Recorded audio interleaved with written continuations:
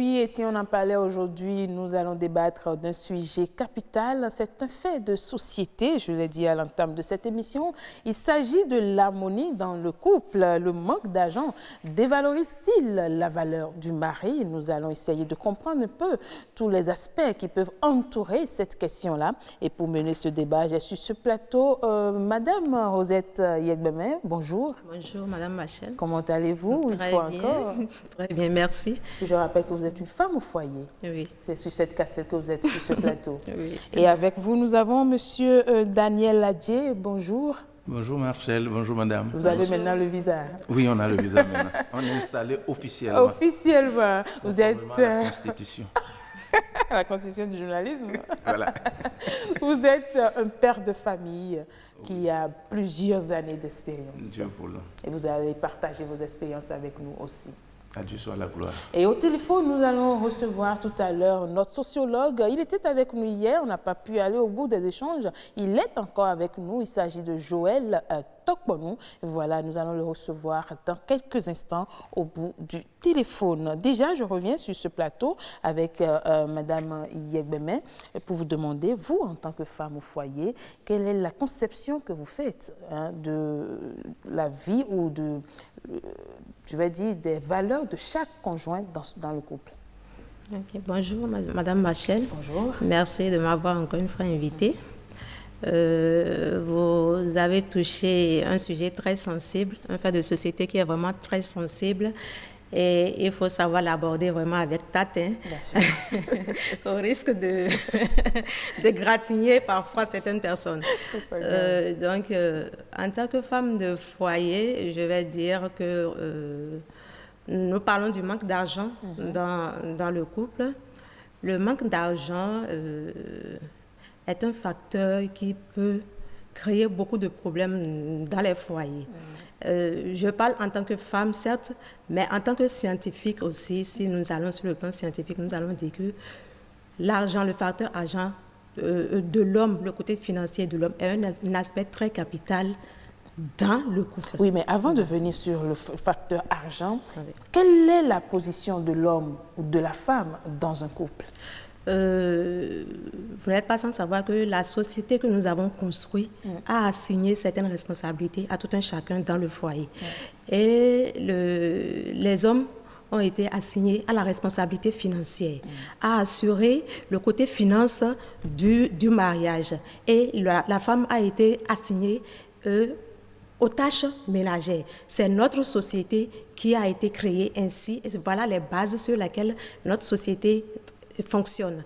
Certes, les choses évoluent, on essaie d'améliorer un peu, on souhaite qu'il y ait quand même une participation de part et d'autre de tout un chacun pour qu'il y ait plus d'harmonie dans les foyers. Beaucoup de scientifiques, beaucoup d'experts, surtout en genre et autres, essaient d'expliquer que les deux doivent participer à part égale aux tâches, au fonctionnement du couple pour pouvoir créer une certaine harmonie. D'accord, je me retourne vers notre cher, je vais dire, papa. Voilà, vous êtes de certain âge. L'harmonie dans le couple, comme l'a dit Madame Yegbeme, relève des deux partenaires. Mais de votre point de vue, après vos expériences, comment pensez-vous que le couple devait être pour que cette harmonie-là soit installée? Merci pour cette question qui est, comme l'avait dit, une question capitale. Qui parle de couple, parle de mariage. Alors, pour bien cerner, appréhender cette question-là, il faut remonter à l'origine. Le mariage. Qui c'est qui l'a inventé? Le premier maire, le premier pasteur, bien, le premier imam, le premier évêque qui a célébré un mariage, c'est Dieu. Il a créé d'abord, il a travaillé d'abord pendant 6 jours et au 7e, il a voulu se reposer. Dieu, je parle de Dieu. Et il a constaté que l'homme est incomplet, il lui manque quelque chose. Et il a dit, je vais lui créer une aide qui lui sera semblable. Alors, quand il a fini de faire ça, il a dit, c'est pourquoi l'homme quittera son père et sa mère et s'attachera à sa femme. Les deux ne seront plus une seule chair, mais ils ne seront plus deux chairs, mais ça fait une seule chair. Nous sommes dans Genèse chapitre 2, le verset 24. Nous découvrons d'autres aspects de notre chair. Quand Dieu a fini de faire ça, vous savez, Dieu travaille comme les techniciens. Hein. Quand vous achetez, le jour où vous avez acheté votre portable, il y a une notice, un mode d'emploi qui l'accompagne. Dieu a dit, l'homme, femme, soyez soumises à vos maris comme au Seigneur. Ça, c'est l'apôtre Paul qui va le dire plus tard. Car le mari est le chef de la femme. C'est une consigne, c'est une loi immuable. Et c'est comme en mathématiques. Quand on vous donne, par exemple, ou bien en informatique, si on vous donne le couple 1, 2, ce n'est pas la même chose que 2, 1. Dans le foyer, chacun a sa place. C'est le mari qui est le chef de la famille. Donc, le premier rôle pour que tout marche dans la famille revient à l'homme. La femme n'est qu'une aide. La femme est complémentaire. Donc, dans l'harmonie, au départ, Dieu n'avait pas créé l'argent. Dieu avait créé la femme pour rester au foyer, s'occuper des enfants, s'occuper des vieilles personnes, s'occuper des animaux et même des plantes. Pendant ce temps, l'homme est soit au champ, soit au pâturage en train de suivre les animaux. Et c'est à lui de ramener la nourriture à la maison maintenant. Donc, le mari va chercher, la femme prépare, la femme prend soin. Donc, chacun a son rôle. C'est des rôles différents et c'est des positions différentes. Si quelqu'un quitte sa place, va sur la place de l'autre, il désorganise la chose. Si la femme veut jouer le rôle de l'homme, vous désorganisez le foyer. Donc, chacun doit rester à sa place, chacun a son rôle. D'accord. Madame Yegbeme, chacun a son rôle. Et selon M. Daniel Adjei, le rôle de l'homme est de prendre soin de sa femme. Est-ce que vous êtes d'avis? Quel est le rôle de chaque conjoint dans le couple? Oui, merci, Madame Machel. Je vais soutenir un peu M. Adjei en disant que le mariage, en tant que scientifique, nous disons que le mariage obéit aux mêmes règles que dans une entreprise. Le mariage est comme une entreprise et ça repose sur les mêmes principes que dans une entreprise, avantages et coûts. Et dans ce sens-là, nous observons qu'il y a une répartition des tâches au niveau du couple. Répartition des tâches, la femme a été assigné par la société aux tâches ménagères, l'homme a été assigné à être le chef de file, c'est-à-dire le chef de file du couple et en même temps le responsable financier, l'apporteur financier. C'est à l'homme de couvrir toutes les charges de la maison. C'était le point de départ. D'accord. Voilà, donc c'était le point de départ où la femme, elle est assignée à la maison, elle assure tout l'entretien de la maison, tout ce qu'il y a à faire à la maison, elle s'en occupe. Dans ces conditions, il va sans dire que l'argent, c'est-à-dire celui qui doit apporter l'argent, c'est l'homme. Lorsqu'il n'arrive pas à honorer cela, c'est comme s'il faillit à ses obligations. Et c'est pareil dans une entreprise. Lorsque vous êtes dans une entreprise, chacun a ses tâches à faire. Lorsque le chef d'entreprise, par exemple, n'arrive pas à donner les consignes qu'il faut à ses assistants, il y a dysfonctionnement. Lorsque, par exemple, le responsable financier n'arrive pas à trouver les sources nécessaires pour investir, pour que l'entreprise puisse évoluer, il y a des dysfonctionnements. Lorsque celui qui est chargé, par exemple, de gérer les ressources humaines de l'entreprise n'arrive pas à vraiment faire ses devoirs comme cela se doit, il y a dysfonctionnement. Donc, chacun doit pouvoir assurer les tâches qui lui sont assignées. D'accord. Vous avez dit que chacun doit assumer les tâches qui lui sont assignées. Oui. Et s'il arrive que l'homme qui est chargé du ménage, de la responsabilité de la famille, a des difficultés à joindre les deux bouts, comme on le dit, il n'a plus d'argent, est-ce qu'en ce moment, ça pose déjà un problème de déstabilisation pour la femme, au point où l'homme perd sa place de capitaine du bateau? Je vais revenir un peu en arrière pour dire que lorsque vous êtes dans le couple, vous partez sur certains principes. Il y a des principes, nous avons dit que l'homme est l'apporteur financier et la femme est assignée aux tâches de ménage. Mais la société est en train d'évoluer. Notre société évolue et nous sommes à un point où on s'est dit qu'on ne peut plus assigner la femme totalement aux tâches ménagères. Il faut qu'elle puisse aussi apporter quelque chose pour aider son mari. Nous sommes dans cette logique-là présentement. Mais tous les foyers n'ont pas encore cette même vision de la chose. Il y a des foyers dans lesquels ils sont toujours à l'origine, où toi tu es au ménage et moi j'apporte. Lorsque vous êtes dans de tels foyers, lorsque l'homme n'apporte pas, il y a dysfonctionnement. Le dysfonctionnement est là, il est palpable et ça dit c'est un risque pour le couple, et ça, il s'ensuit des disputes et autres qui peuvent aller même jusqu'au divorce. Ça, ce sont des risques, des désagréments qui surviennent au niveau du couple. Mais lorsque vous vous entendez, vous dites maintenant, essaie d'être autonome, la femme aussi essaie d'être autonome, il faut qu'elle apporte quelque chose, le mari aussi qui apporte quelque chose. Là, c'est un partenariat que vous êtes en train de nouer à deux. Et donc là, il faut savoir gérer avec tact, parce que il y a un principe de base que vous essayez de contourner. Alors, lorsque vous voulez contourner ce principe-là, il faut savoir le faire avec tact. Il ne faudrait pas se lever pour dire un jour, ah non, c'est 50-50, tu apportes, non, parce qu'il y a déjà quelque chose qui est à la base. Donc, il faut savoir le gérer avec tact, parce que, c'est-à-dire, c'est très, très facile de tomber dans la dérive. D'accord. Monsieur a dit, hein, il peut arriver, comme l'a dit Mme Yegbeme, d'abord le monde évolue, les choses changent, mais est-ce qu'il peut arriver que l'homme laisse sa place ou cède sa place à la femme pour qu'elle devienne le chef de famille, c'est-à-dire dans les tâches, tout ce que l'homme doit faire, est-ce qu'on peut arriver à ce que l'homme cède cette place-là à la femme? Est-ce qu'il peut arriver que l'homme cède sa place, son autorité, son pouvoir à la femme?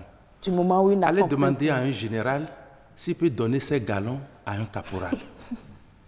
Allez demander à un président s'il peut laisser sa place à un paysan. Non, chacun a son rôle. Les yeux sont faits pour voir, la bouche pour parler, pour manger, les pieds pour marcher. Les pieds ne peuvent pas dire, bon, moi, je vais manger aujourd'hui, ou bien, moi, je vais jouer le rôle de la tête. Chacun a son devoir. En fait, comme l'a dit madame, à l'origine, Dieu a dit, la femme reste à la maison pour aider le mari, pour aider la femme, pendant que lui, il est en train de travailler. Maintenant, c'est après que l'argent est venu. Et les moyens ne suffisaient plus, l'homme ne peut plus subvenir à tous les moyens. La femme, elle a des ambitions qu'elle doit satisfaire. Donc, avec l'argent, les revenus du mari ne suffisent plus pour satisfaire aux besoins de la famille, aux besoins de la femme, aux fantasmes de la femme et à ses caprices, etc. Ça coûte cher, une femme, l'habillement d'une femme, tout. Vous voyez comme vous êtes habillé là. Vous voyez, pour les hommes aussi. Vous regardez, vous voyez. Pour les hommes aussi. Donc, l'habillement de la femme, l'entretien de la femme, ça coûte cher. Ce qui a fait qu'à un certain moment donné, la vie devenant un peu plus chère, la femme est appelée à contribuer, à travailler pour contribuer un peu aux ressources de la maison. C'est une bonne chose. Comme elle a dit, c'est un partenariat. On s'entend, on s'assoit. Mais il n'en demeure pas moins que la loi de Dieu est immuable. Femmes, soyez soumises à vos maris, car le mari est le chef. Si on dit que vous êtes le chef, ça veut dire que c'est vous qui devez faire tout pour que ça marche dans la famille. Si on dit que vous êtes responsable de la classe, ce n'est pas parce que vous avez de beaux yeux que vous êtes fort. Ce n'est pas pour taper vos camarades. C'est pour prendre toutes les dispositions afin que rien ne défaille dans la classe, dans la famille. Donc, le premier rôle de pourvoyeur financier, c'est l'homme. Il peut arriver par accident, chemin faisant, que l'homme perde son emploi, qu'il ait un problème de santé, qu'il ne puisse pas aller travailler pour amener de l'argent. La femme peut relayer. Dieu a dit, je lui ferai une aide. La femme est une aide, et dans la tête de la femme, Dieu a mis ce logiciel-là, d'aide. La femme est prête à aider, mais quand on dit aider, ça veut dire que vous faites jusqu'à un certain niveau, et puis elle vient en complément. Justement, l'homme qui n'assume pas cette responsabilité de chef de famille, est-ce qu'il peut s'attendre à la soumission de sa femme, de son épouse? Alors, quand on dit chef, c'est que vous avez quelque chose plus que des gens. On ne nomme pas les gens à cause de leurs beaux yeux, à cause de leur appartenance politique ou bien origine, quelque chose là. C'est par rapport à ses compétences, par rapport à son intelligence, par rapport à son savoir-faire. Donc, le chef doit avoir quelque chose plus que ses agents. Le général de troupes, c'est parce qu'il a les connaissances de guerre, les notions de guerre plus que les autres. Donc, c'est lui qui dirige. Si vous êtes chef de ménage et vous ne pouvez pas amener un rond, c'est la femme qui amène aujourd'hui, c'est la femme qui amène demain, c'est la femme qui amène après-demain. Tous les jours, c'est la femme. Non. quand on dit accident, c'est pour un moment, ce n'est pas éternel. Là, vous perdez tout. Si vous n'arrivez pas à faire bouillir la marmite à la maison pendant un certain temps, vous commencez par perdre de votre pouvoir, de votre autorité, de votre aura. D'accord. Alors, Madame Yegbeme, quand vous n'apportez pas ce qu'il faut à la famille, vous vous exposez à un risque de manque de respect, je veux dire. La femme peut devenir votre mari. Évidemment, lorsque l'homme n'arrive pas à jouer parfaitement son rôle d'apporteur financier, ça peut créer un manque de respect au sein du couple. Et même à l'égard de la famille, de la femme et autres, il peut y avoir un certain manque de respect. Comme l'a dit M. Edja tout à l'heure, l'homme a été placé comme étant le chef de file du foyer.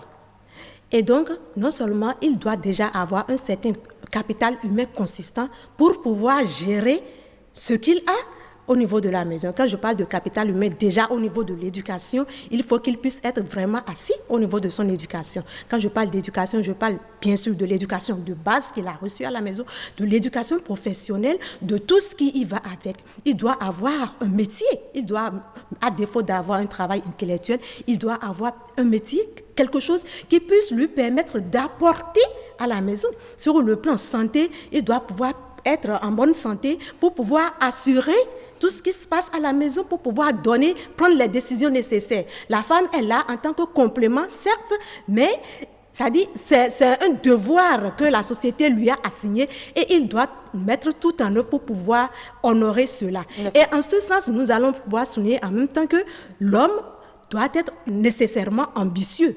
Parce que tout cela participe alors au respect qu'il aura de ses enfants et de sa propre épouse. Il doit être ambitieux parce qu'on dit tu apportes. Mais lorsque tu te trouves dans des difficultés en tant qu'homme, mais que tu n'as aucune ambition, aucune envie de sortir de cette situation de léthargie dans laquelle tu te retrouves, alors là, c'est très difficile d'obtenir le respect que tu souhaites de la part de tous ceux qui t'entourent. D'accord, on retient de cette première partie que... 10 ans,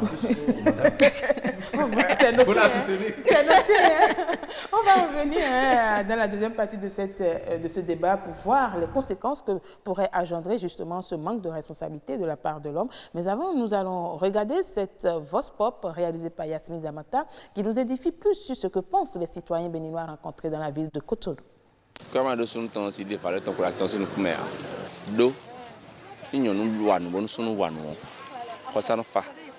sommes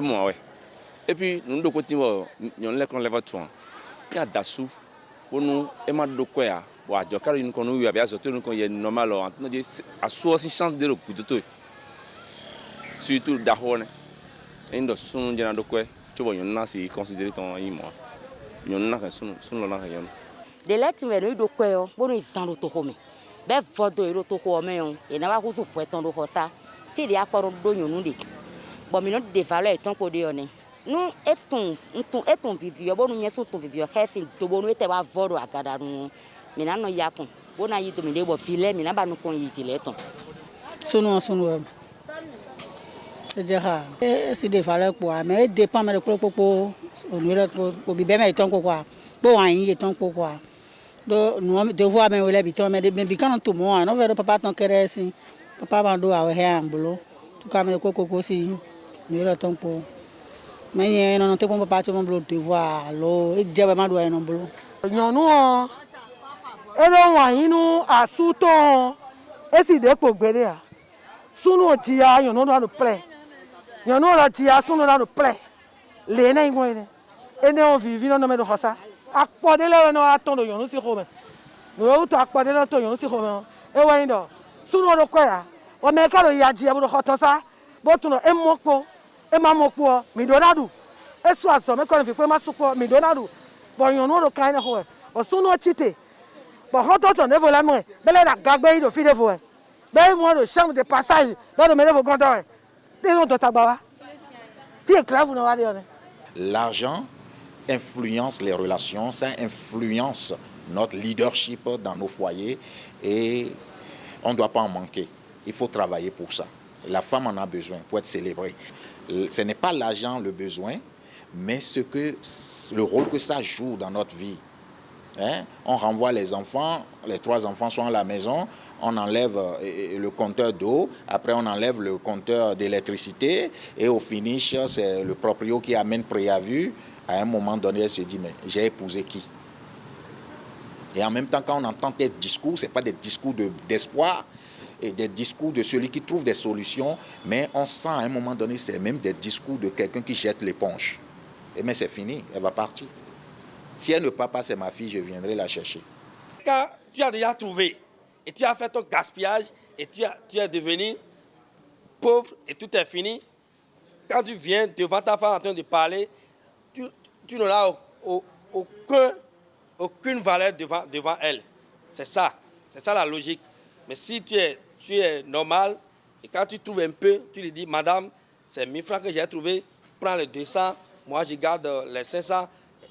En faisant ça, elle va te comprendre et elle va te faire la prière matinale et demain sera meilleur. Voilà, la prière matinale et demain sera meilleure, c'est ce qu'on attribue, le rôle qu'on attribue aux femmes. Hein. Vous avez écouté un peu également la réaction vous avez suivi la réaction des internautes, des citoyens. Dites-nous un peu.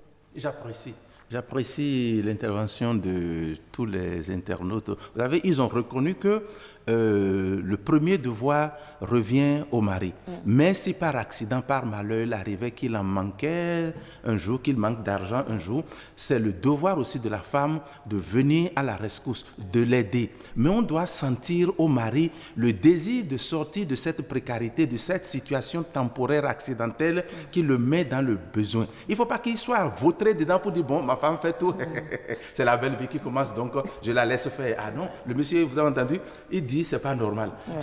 Si le mari ne fait pas le truc, il ne fait pas tout pour sortir de la situation, on viendra enlever le compteur eau, on va enlever le compteur électricité, il n'y aura plus à manger et le propriétaire au finish viendra vous chasser. C'est pas bon. Il dit que si c'est sa fille, même si la fille ne sort pas pour une raison ou une autre, lui viendra un beau matin à 6 heures pour la chercher, pour la tirer du dessous de son mari et retourner à la maison. Madame Yagbame. Oui, tout a été dit, je crois. Hein. C'est très important que l'homme puisse apporter financièrement à la maison et veiller à ce que ce côté-là soit assuré. Et lorsqu'il se retrouve dans des difficultés, son partenaire peut bien l'aider, mais il s'efforce aussi de faire le nécessaire pour sortir de cette situation. D'accord, c'est déjà ce qu'on a eu avec nos internautes. Nous allons essayer d'établir la liaison avec notre sociologue. Il est au bout du téléphone déjà. Bonjour, Monsieur Joël Tokponou. Comment allez-vous? Ça va bien, merci. Alors, vous êtes en direct sur ce plateau de Nopinden. Le sujet du jour, c'est l'harmonie dans le couple. Le manque d'argent peut-il dévaloriser le mari? Alors, dites-nous déjà, sur le plan social, quelle est la valeur de l'homme dans le foyer? Alors, je disais tantôt que nous sommes en train de débattre du sujet de l'harmonie dans le couple, la valeur de l'homme. Alors, je voulais savoir, quelle est, sur le plan social, cette valeur-là qu'on accorde à l'homme dans le foyer? Oui, merci. Dans le foyer, la norme sociale impose à l'homme d'être principalement le gestionnaire financier du couple. D'être celui qui finance en majorité le couple. C'est vrai, il ne s'agit pas d'une gestion autocratique, notamment donner de l'argent à 100% des besoins de foyer. Ouais. De plus en plus, il est compris qu'il est perçu que les femmes, au nom de nombreux banquiers qui souffrent, participent de plus en plus financièrement au foyer. Et quand les normes sociales imposent, ça veut dire que la femme, de manière autoriste, ne contribue pas. Elle contribue financièrement d'une manière ou d'une autre aussi aux besoins du foyer. D'accord. Alors, dites-nous, hein, est-ce qu'il peut arriver pour diverses raisons que l'homme n'assume pas cette responsabilité qui lui est normalement reconnue? Oui, bien sûr. peut être de manière volontaire, que l'homme décide de ne pas contribuer au foyer. Ça arrive souvent après un conflit, que ce soit entre l'homme et la femme, ou les deux familles, et ainsi de suite. Mais ça peut être surtout, nous n'avons pas développé trop cet aspect parce que ça arrive dans des situations assez complexes et particulières. Mais ça peut être aussi motivé par des raisons involontaires, notamment le chômage, les maladies prolongées. Mais il y a aussi une chose particulière que nous rencontrons, c'est que le couple même s'asseye et décide que pour une période donnée, 3 mois, 6 mois, que l'homme investisse dans un projet de couple. Ça peut être un projet de construction de maison pour que le couple aille aménager dans sa propre maison. Ça peut être un projet de véhicule, ça peut être tout autre projet. Et là, dans cette période, la femme devient le maître ou la maîtresse financière de la maison.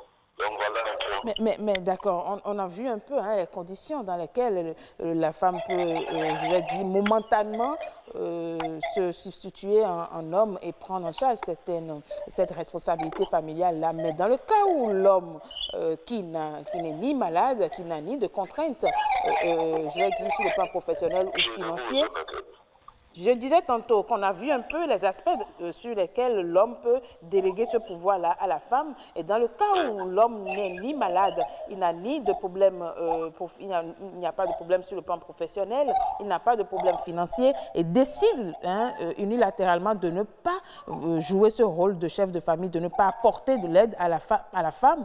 Dans ce cas, est-ce que cet homme-là mérite encore le respect de la femme? L'homme décide de lui-même, sans qu'il n'y ait aucun problème, de ne plus contribuer de ne plus gérer financièrement le foyer, puisque en se mariant ou en se mettant en couple d'office, il prend cet engagement de le faire. Mais vous savez que nous sommes en Afrique, il y a des cas de fuite de responsabilité. Nous sommes en Afrique et c'est déjà arrivé. Et je pense que dans les faits de société, plusieurs fois c'est arrivé que des hommes fuient cette responsabilité-là. Oui, je ne l'exclus pas. Mais il y a toujours une cause à un comportement. C'est pourquoi je parlais que ça advient souvent après un conflit. C'est vrai, si on va juger, donc ils sont déjà fait de l'inconscience, mais tout comportement est motivé par une cause. Il y a toujours une cause derrière un comportement. Maintenant, lorsque ça arrive, je pense que d'abord, il est nécessaire que la femme se rapproche de son conjoint et que pour savoir les motivations de tel comportement qui paraît quand même un peu en marge de ce qui est admis. D'accord, donc dans tous les cas, la femme doit rester soumise, c'est ça, peu importe si l'homme lui vient en aide ou pas. Ça veut dire que selon votre explication, la femme doit rester toujours soumise, même si dans le foyer et ça ne va pas, l'homme ne vient pas en aide. Non, la femme ne doit pas rester en position ne pas soumise en dessous de l'homme. C'est juste que la meilleure formule pour que les deux parviennent à s'en sortir, lorsqu'il arrive qu'un homme a ce cas de comportement, c'est premièrement qu'il mette la femme prenne le dessus en matière de dialogue, aille vers l'homme pour savoir ce qu'il en est. Vous savez, il est arrivé déjà qu'un homme reste au chômage pendant 6 mois dans son foyer sans que sa femme le sache. Parce qu'il ne peut pas, il a peur de perdre son pouvoir d'homme, ou bien il a peur de choquer la femme.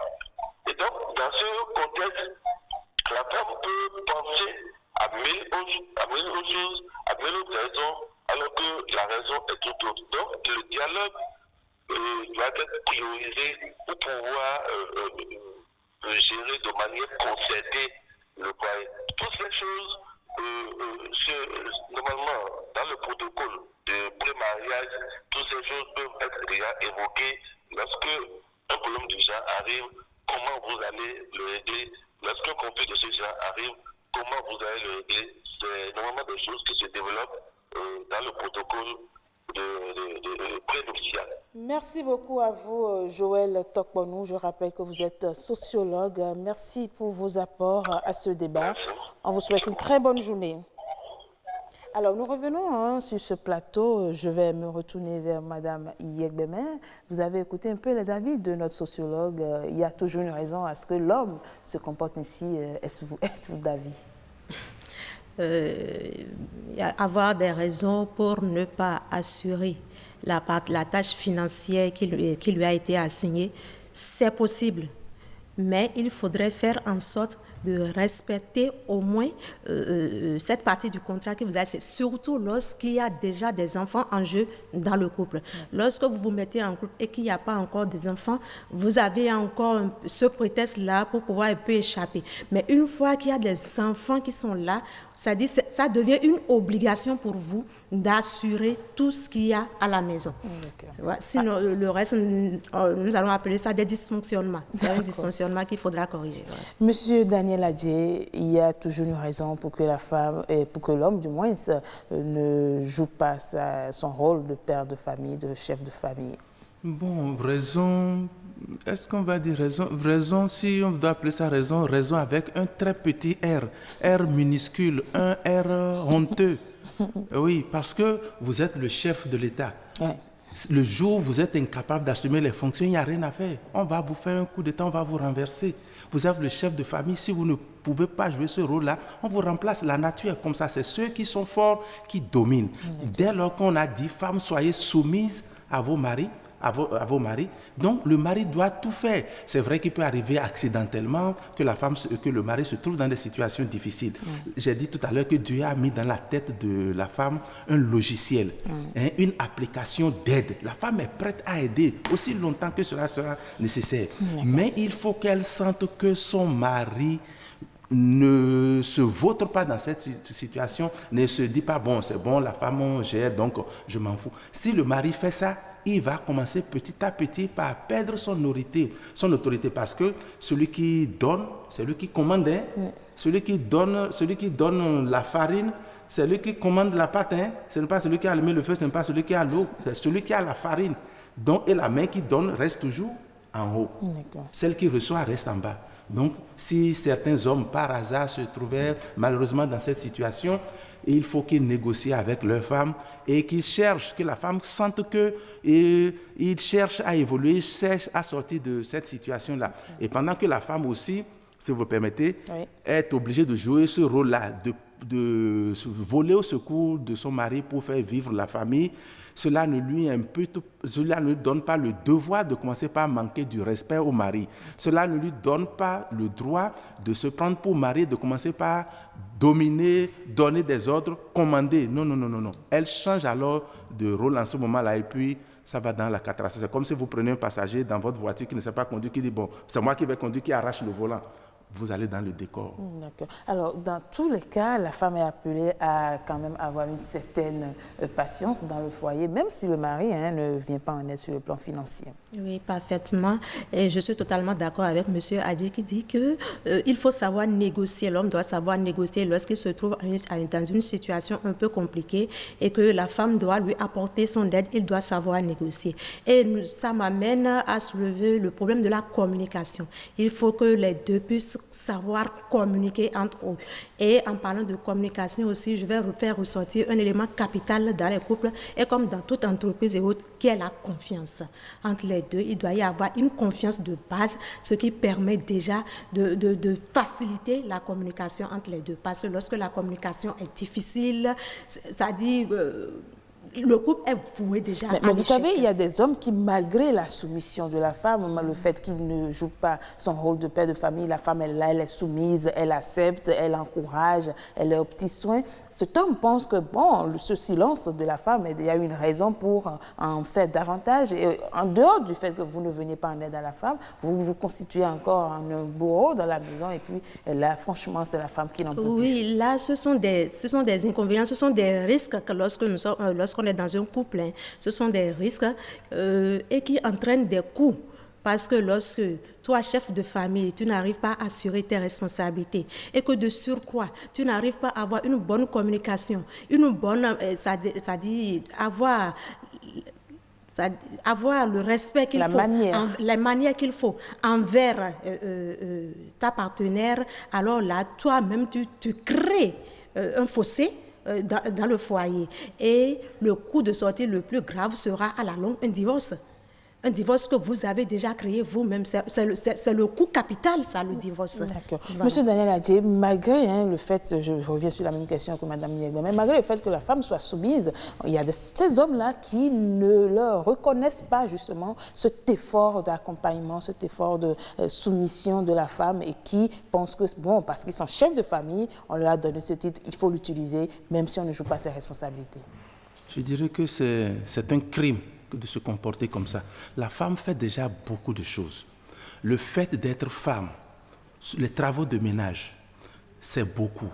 Le fait d'accepter d'aller donner la vie dans des circonstances, difficiles, c'est la vie et la mort, c'est beaucoup. Si en plus de ces soucis, en plus de cette charge, en plus de toutes ces souffrances, on impose encore à la femme de devoir tout faire pour encore amener à manger et puis on la maltraite encore, on n'a pas un bon langage, c'est un crime. Ils ne sont pas différents des assassins. Et puis en la matière, une petite anecdote. Quand j'étais plus jeune, dans notre maison, il y avait un monsieur qui a loué chez nous et il a perdu son emploi. La femme subvenait à tous ses besoins, s'occupait de son ventre et de son bas-ventre, l'habillait même encore.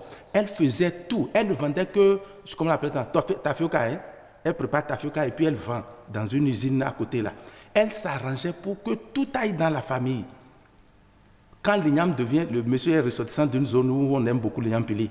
Quand l'igname devient cher au nord là, pendant ce temps, le monsieur mange toujours de l'igname pilé, avec sauce goussi, avec œufs de pintade. La femme s'arrangeait pour le mettre à l'aise. Tout et tout. Le jour où le monsieur a trouvé une voiture, il a trouvé travail là, un mois après, je vous jure, il a commencé par sortir avec une petite. Et il dit que la femme est vieille, elle ne sait pas faire ci, elle ne sait pas faire ça. Mais ça, tout le monde s'était levé dans le quartier pour défendre la femme. Et comme ils ne voulaient pas changer, ils ont fini par divorcer, comme madame l'a dit. Malheureusement, ce sont des conséquences de ces actes-là. Il y a également nos internautes qui nous ont écrit quelques messages sur notre page WhatsApp. Nous allons essayer de relayer ces messages. Il y a madame Dagia qui dit ceci. Il est dit qu'on se marie pour le meilleur et pour le pire, dans un sens bien déterminé. Mais un mariage se prépare et se gère par la répartition des charges dans le ménage. Si un homme n'a pas les moyens financiers nécessaires, qu'il ne se marie pas. Sinon, à la longue, il sera un figurant. L'argent, c'est le nerf de la guerre. Sans argent, l'homme est dévalorisé. Il ne peut pas donner des ordres ni se faire respecter. Pour ne pas devenir la serpillière de sa femme, l'homme doit prendre ses mesures, ses responsabilités en participant aux charges de la famille équitablement, sinon plus que la femme. Attention aux hommes profiteurs et irresponsables qui se dérobent de tout. Voilà, je reprends. Attention aux hommes profiteurs et irresponsables qui se dérobent de tout. Une famille est un tout et on doit se soutenir mutuellement pour faire marcher la barque. Si la femme seule fait face aux dépenses du foyer, c'est grave et dangereux pour l'ego de son vis-à-vis de son mari. Son mari devient un paria. Il est indispensable d'éduquer nos enfants garçons pour éviter d'être à la charge de leur femme. question d'honneur, de dignité, d'amour propre. Et Madame Claire Ngan Ayemona qui dit « À chaque statut correspond un rôle et des responsabilités. Le mari qui veut se prévaloir le statut de chef doit en assumer les responsabilités. Si, sous prétexte de manque de moyens, il laisse la femme assumer toutes les charges du ménage et les responsabilités qui en découlent, c'est qu'il lui transfère inconsciemment le statut et le rôle de chef de famille. Il n'est donc pas étonnant que la femme qui détient le pouvoir de l'argent et assume les responsabilités de l'homme prenne le gouvernail. Malheureusement, même en perdant tout pouvoir, les hommes ne le réalisent pas pour s'adapter. Ils veulent toujours être le chef qui donne des ordres, cherche à imposer sa volonté, le paresseux qui n'est pas fait pour les tâches ménagères. La femme se trouve dans une situation de chuchage de travail. Nous allons réagir par rapport à ces deux messages d'abord, avant de lire un autre message de M. Daniel Adji. Oui, j'avoue, c'est toute la vérité. Hein, c'est toute la vérité. Le mari doit tout faire pour subvenir aux besoins du foyer. S'il ne le fait pas pour une raison ou une autre, il va perdre petit à petit son autorité. Vous avez vu récemment une image qu'on a promenée sur les réseaux sociaux, là. Un chômeur qui est resté devant sa porte tout malheureux là, et il est là, et puis un coq qui chasse une poule, et puis la poule vient se cacher sous les jambes du monsieur. Le coq n'a pas eu peur de grimper la poule sous les jambes du monsieur. Et le monsieur dit, voilà, et ça c'est grave. Donc si tu n'as pas d'argent là, c'est-à-dire que plus personne ne te respecte. Même les coqs aussi ne te respectent pas. Alors, un autre message, il y a M. Joël Tokponou, voilà notre sociologue tout à l'heure qui avait déjà intervenu sur le forum. Il dit « L'idéal, c'est que le couple gère son foyer de manière concertée, même si l'homme est considéré à tort ou à raison comme le chef du foyer. La quête de nomination génère des conflits parfois nuisibles aux deux et aux enfants. Oui, de manière conjoncturelle, le mari peut laisser la gestion financière du foyer à sa femme. Par exemple, en cas d'invalidité, de chômage pour une courte durée, c'est bien précisé, mais il n'y a pas encore de couple qui s'entendent de manière extraordinaire pour que la femme seule engage les dépenses du foyer. Par exemple, un couple où la femme dit à son mari, au regard d'une opportunité qu'il avait pour construire une maison, de s'y investir et qu'elle prend en charge la gestion financière du foyer. Non, le respect mutuel doit être de mise à tout moment dans l'opulence, comme dans le dénuement. Mais il faut reconnaître que la tentation est forte qu'une femme ayant le pouvoir financier hausse le ton souvent sur son mari. Ce comportement peut être juste le fruit d'une frustration longuement contenue. Le dialogue et le respect mutuel constituent les outils importants pour garder un foyer. Un dernier message, il dit ceci. La gestion financière du ménage revient prioritairement à l'homme en sa qualité de chef de famille. Oui, il arrive parfois des situations dans lesquelles la femme assure seule les dépenses du ménage, comme le chômage de l'homme par exemple. Le fait que la femme seule dépense dans la famille ne peut en aucun cas l'autoriser à manquer de respect à son mari. La femme doit respect et soumission à son mari. Il revient au mari de soutenir sa femme et d'être aimant. Je pense que si les deux s'entendent bien et que la femme est de bonne moralité, le problème ne devrait pas se poser, Madame Iyebema. Oui, je remercie les téléspectateurs pour leur apport et je vais dire que jusqu'à preuve de contraire, même dans le code de la famille, l'homme est encore et demeure le chef de ménage. Et par conséquent, il est tenu d'assurer sa responsabilité d'apporteur financier dans le ménage. Maintenant, la société a évolué, certes, la femme travaille, elle est autonome, mais ce n'est pas une raison pour déléguer totalement cette charge à la femme. Et les deux, dans le foyer, doivent travailler en parfaite collaboration pour pouvoir assurer le bien-être de la famille. Alors, M. Daniel Adji, votre dernière prise de parole. Oui, j'apprécie beaucoup ce que Madame a dit. Je lui donne encore 10 ans sur sa durée de vie. Ça fait 20 ans, j'espère que vous avez noté. Effectivement, l'homme doit tout faire. C'est lui le premier chef. C'est à lui que Dieu a remis le pouvoir. Donc, il doit tout faire pour l'exercer. Il doit tout faire pour que tout marche dans la maison.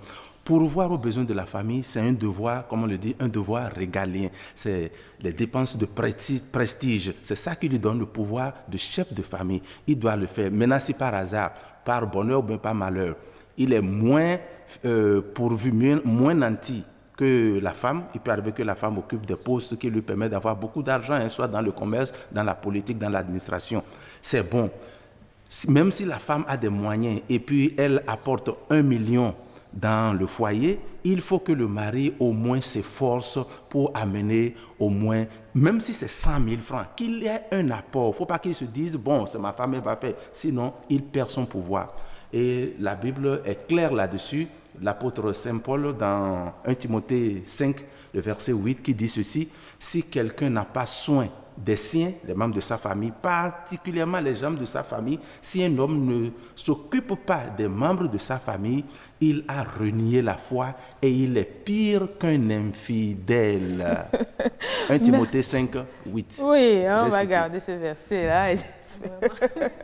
Merci beaucoup à vous, chers invités sur ce plateau. Monsieur Daniel Adjé, vous êtes un père de famille d'un certain nombre d'expériences. Merci d'être venu sur ce plateau. C'est nous qui vous remercions. Merci également à vous, Madame Yegbeme Rosette. Vous êtes mère de famille également. Merci. Alors, on retient tout simplement que le mariage est une lourde responsabilité et que chaque partenaire de ce contrat doit jouer son rôle pour le bien-être du cercle familial et par conséquent le bien-être de toute une nation. Merci d'être venu.